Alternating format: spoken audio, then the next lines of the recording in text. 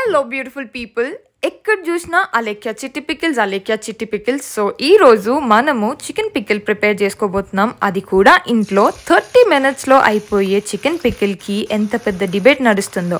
I know ఎగ్జాక్ట్గా ఏం నడుస్తుంది అనేది. నేను ఇక్కడ ఎవరు రైట్ ఎవరు రాంగ్ అనేది జడ్జ్ చేయట్లేదు.